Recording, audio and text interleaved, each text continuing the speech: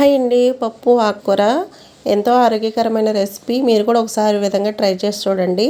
దీనిలో 2 రకాల ఆకుకూరలు వేసాను. చుక్కకూర, తోటకూర కలిపి వేసాను. పప్పుని నీట్గా కడిగేసి అందులో కొద్దిగా పసుపు, ఉప్పు వేసుకొని ఉడకబెట్టుకొని ఒక పొంగు వచ్చిన తర్వాత ఒక 10 పచ్చిమిర్చి వేసుకొని ఒక స్పూన్ కారం వేసుకొని ఉడికించుకోవాలి. తర్వాత ఒక 2 టమాటాలు చిన్న చిన్న ముక్కలుగా కట్ చేసుకొని వేసుకొని కొద్దిగా చింతపండు వేసుకోవాలి. ఇదంతా కలిపేసి ఉడకనివ్వాలి.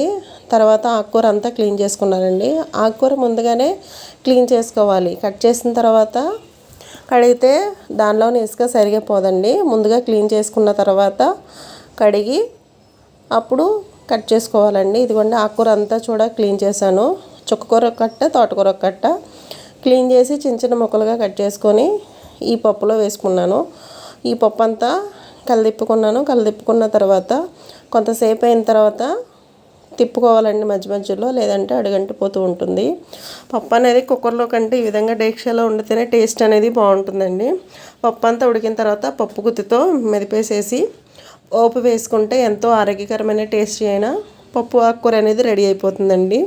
పప్పు, తోటకూర, చుక్కకూర చాలా అంటే చాలా టేస్టీగా ఉంది. ఒకసారి ఈ కాంబినేషన్ మీరు కూడా ట్రై చేసి చూడండి. Thank you for watching. Please subscribe my channel.